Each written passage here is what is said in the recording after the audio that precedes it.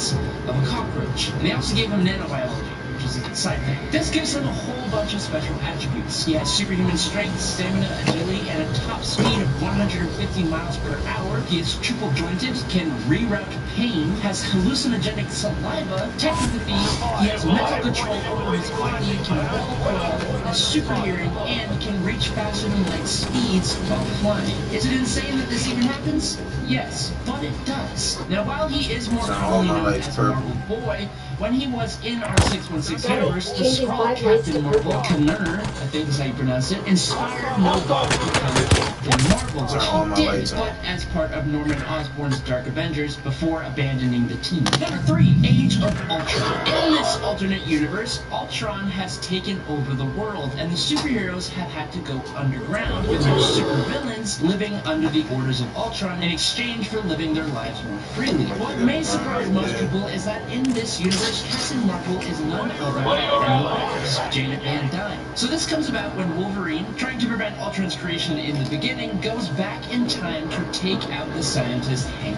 Pym. That creates this alternate timeline where Janet Van Dyne becomes Captain Marvel. Don't ask me how that works or why, because I don't really know. It doesn't really tell you. It just kind of happens. What I do know is that this is a really cool version of Captain Marvel that has all the cosmic powers of the character, but can shrink down just like the Wasp can. It's a surprisingly powerful combo, but unfortunately Morgana Le Fay still ends up destroying her and the rest of this universe's defenders. Number 5, Janice Bell. So, in the 616 universe, after Mar-Vell of the Kree passed on due to cancer, his love, Elysius, uses titanium science to turn a sample of some of Mar-Vell's genetic structure. The memories that I have of that awful night never go away. My husband was working the night shift, and so I was at home waiting for him to come home, and there was a knock on the door, and I saw it, and my heart sank. I got to the house, and there was a sea of blue, and the men were crying. I kind of knew things were not good. That awful, terrible tragedy never really was. I would tell Max Rose and any other politician marching with the anti-police people that they are wrong in doing that.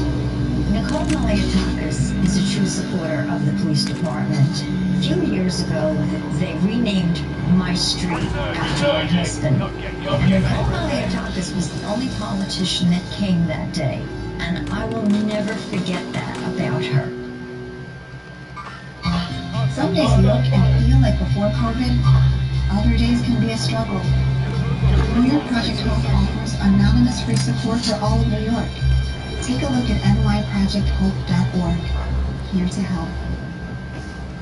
Into a child, Janice Bell. To protect him from Captain Marvel's enemies, Elysius had Janice artificially aged to maturity and then took him to an isolated world called Paraxis. He would eventually leave, and learning of his father, he would take on the title of Captain Marvel. Unfortunately, a byproduct of his lineage was cosmic awareness, and the strain of not knowing who to save and whom to let perish made him go insane, revive himself, conquer worlds, destroy reality, restore reality, try and declare himself a god, and overall just kind of a lot. But it eventually led to the creation of Philoville, who was utterly lunatic. Number 2, Lord Mar-Vell. In the Cancerverse reality of Earth 10011, Captain Marvel plotted with the many-angled ones to help him survive the cancer that eventually led to his passing in Earth 616. This granted him a whole slew of powers, which allowed him to turn his allies into messed up, corrupt, scary versions of themselves, known as the Revengers. And together they captured Thanos, the Avatar of Death, and in a ritual, sacrificed him to destroy Death, which gave the many-angled ones access to this universe. Now, he would go on to invade the 616 universe, which is a story you gotta check out. But for now, this Mar-Vell was able to hold off Nova,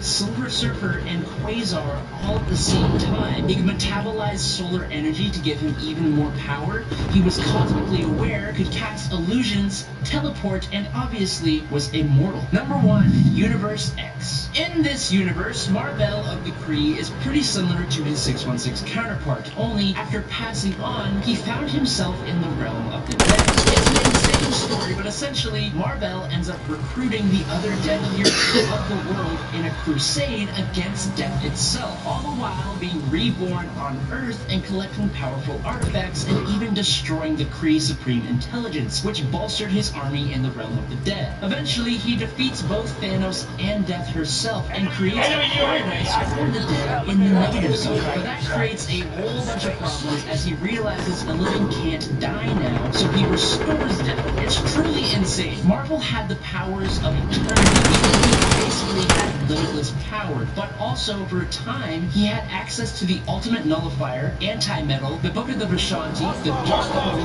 the Orb and Eye of Agamotto, Psycho Man's Emotocaster, High Evolutionary's transmogrification device, Cosmic, Kyle Richmond's eyes, the Cosmic Consciousness, the Cloak of Clodak, and the Mandarin's Power Ring. That's all she wrote. I've been Adam Andrews with Top 2 Nerd, and I'll see y'all next time. Peace out, nerds. Peace out, nerds.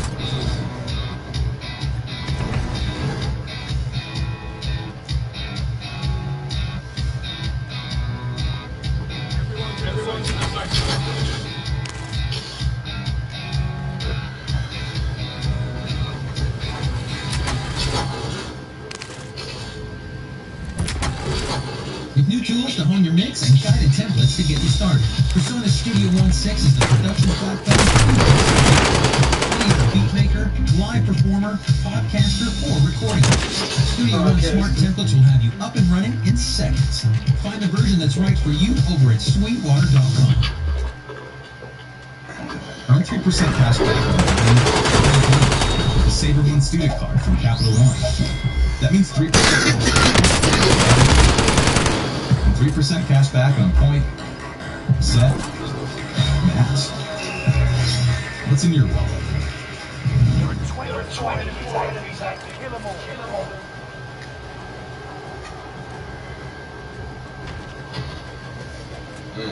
Starting off at number 10, we have Forget Me Not. I want to start with myself really small. The character y'all may not know. Mainly because almost no one knows him because that's his power. Appearing in 2014, Forget Me Not has actually been a member of the X-Men for several years before this. But thanks to his abilities, no one can remember him. Forget Me Not's abilities make it so that he is imperceptible in all forms, basically. The power is so good that even Charles Xavier himself had to place a psychic reminder on himself so that he would remember Forget Me Not's existence. Clearly, that means some of the most powerful telepaths have difficulty discovering him, let alone remembering him. His power is to be forgotten, but the unique ways this power should be used and the uniqueness of this power in general will keep him in mind. Number 9, we got I-Boy. Why is a guy named I-Boy on the list of strongest members of the X-Men? I see you, like many of the other mutants, are very judgmental. Trevor Hawkins' body is covered in eyes, 57 to be exact, which give him an array of powers that honestly, you kinda may expect.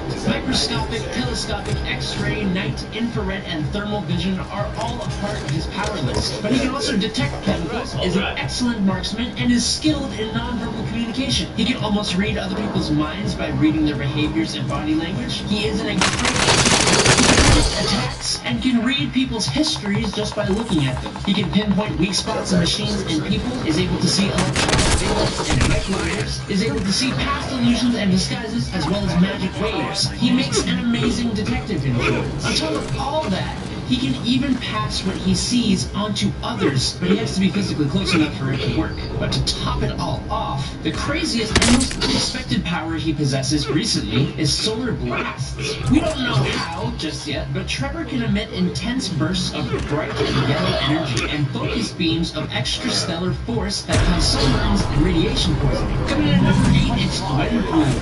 I think Gwenpool has one of the strangest powers. That would be the power of medium interaction, which is because she comes from a reality very much like ours, as in superheroes are fictional people in comic books. So, when Gwen was transported to a pocket universe that recreated her home reality, Gwen's perception of the fictional world allowed her to gain the ability to recognize analyze, and manipulate the artistic medium that she was now in. She can see and physically interact with lettering and caption boxes, and touch and even break through panel gutters, allowing her to transport objects short distances through space and time by moving them across panels, and she interacts with different instances of herself from multiple panels on the same page. Now, I don't know if you've realized this, but this kind of means Gwendolyn Poole can kind of warp reality in a way. She kind of becomes one of the most crazily powerful characters in comics, at least potentially. She first showed up in Howard the Duck Volume 6 in November of 2015, and she has actually teamed up with many different characters and teams, including being a member of the X-Men on and off again. Number 7,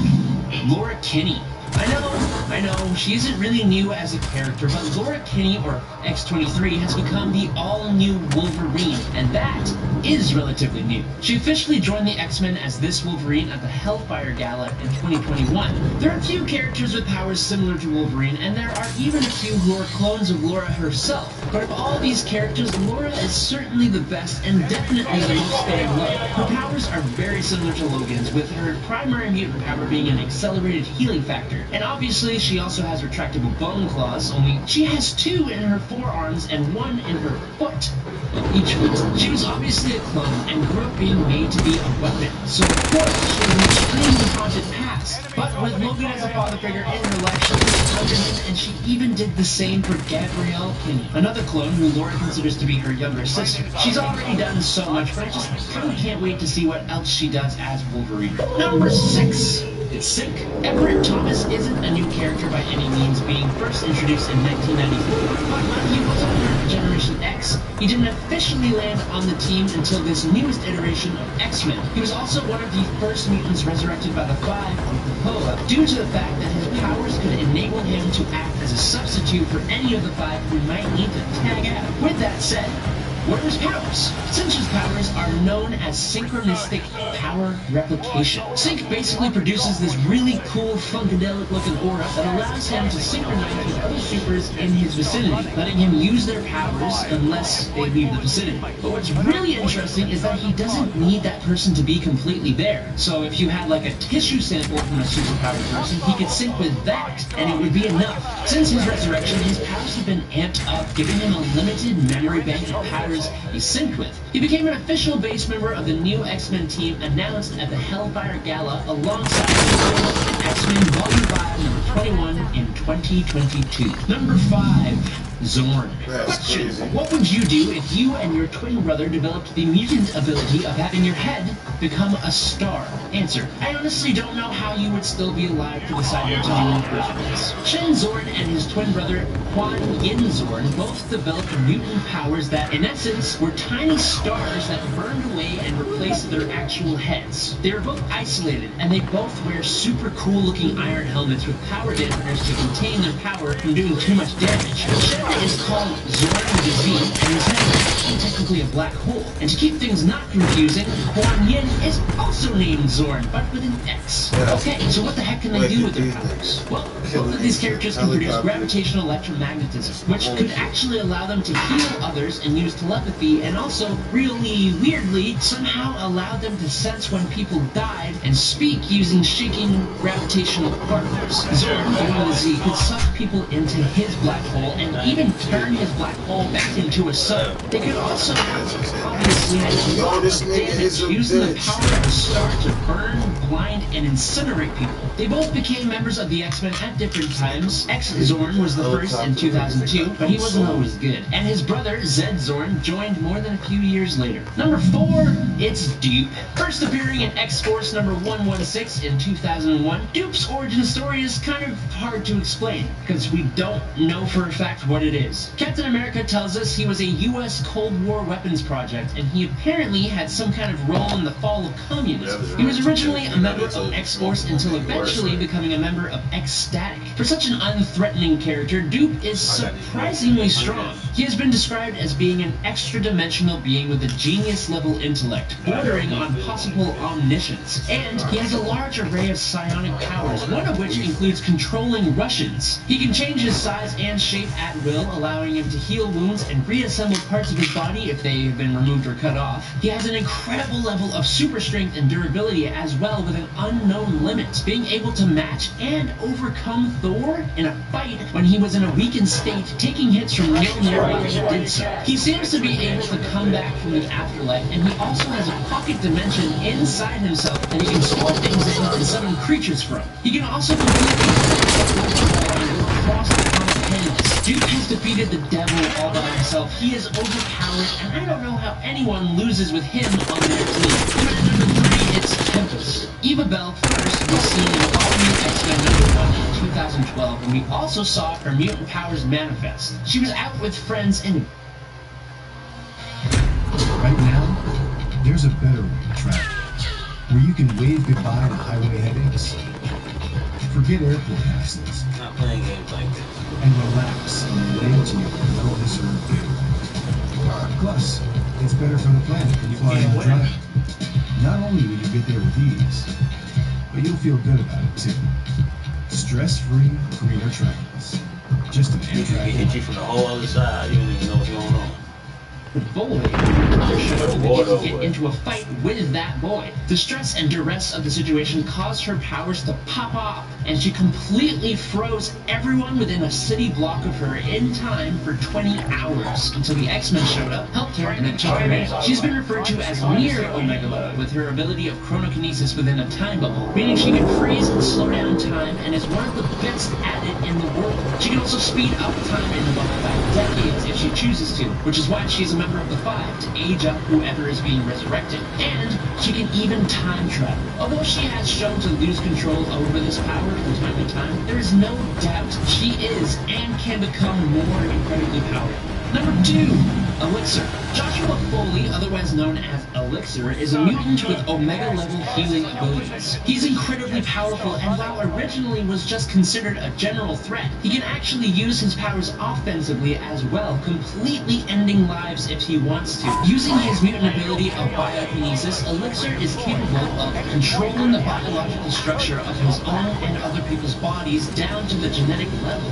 Now this started off small, but has grown to allow him to simultaneously heal dozens of people, resurrect himself and others, and even the ability to control, manipulate, and absorb the life forces of other living creatures. Offensively, he can use his death touch to harm others, to cause different types of illness, massive swellings, and organ failure. He's even completely destroyed the body of enemies before. He is one of the core members of the Five, as I'm sure no one is surprised about, and he has been a member of the X-Men ever since he was one of the only surviving mutants who retained his powers at the Xavier Institute after M-Day, and he was trained to become one in 2006's New Mutants. Number 1! Hope Summers. Hope Summers was the first mutant born after the events of M-Day, the mutant decimation, or the day after no more mutants. She was then taken into the far future and raised by a cable, being carried around in the coolest baby Bjorn you'll ever see. Not too long after, she returned to the present and her mutant powers finally activated.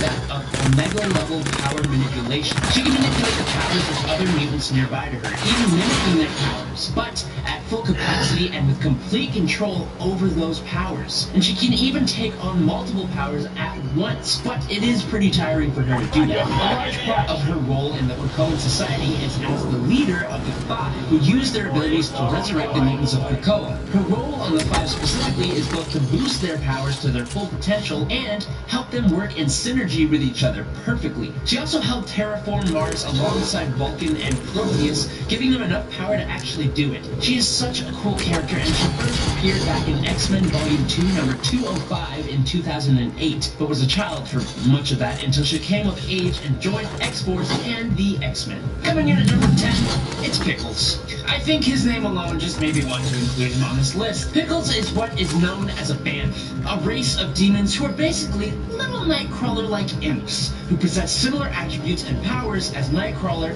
and Azazel. Pickles himself lived inside Beast's van and was a backup in case anyone needed immediate transport somewhere, but he would later travel with Jean Grey and the X-Men in Jean Grey number 1 from 2017. As a Banff, Pickles can teleport by displacing himself into the Brimstone dimension, travel through it, and then return to the original dimension at a certain distance from the point of departure. But unlike Nightcrawler, Pickles doesn't require foreknowledge of his destination in order to safely teleport there. But much like Nightcrawler, Pickles can stick to objects with the surface of his hands and feet, and he's got a sweet little prehensile tail. This little imp also possesses an unknown degree of muscle memory mimicry, which enables him to quickly learn and perform new martial arts with little instruction or training. He's definitely one of those few minor X-Men characters, but he's just so cute. Number 9. Gazing Nightshade. First appearing in X-Men Blue number 6 in June of 2017, the Madripoor mutant calling herself Gazing Nightshade was part of a ruthless mutant vigilante group who were inspired by Wolverine called the Raksha. The group was stopped by Jimmy Hudson and the X-Men and eventually were invited to the X-Mansion. Gazing Nightshade has a really cool mutant ability of despair inducement, meaning whoever Nightshade gazes upon enters into a trance-like state of sorrow, fueled by their deepest regrets. And to make it just 10 times more metal, both the eyes of Gazing Nightshade and her own eyes bleed when she uses her powers. I mean, that's not the coolest thing. She joins Polaris' makeshift roster of X-Men in X-Men Blue number 25 in 2018 before going back to the workshop. Number 8. Trinary. Shilpa Khatri first showed up in 2018's X-Men Red number 1 as a new mutant joining Jean Grey's team of X-Men. Shilpa was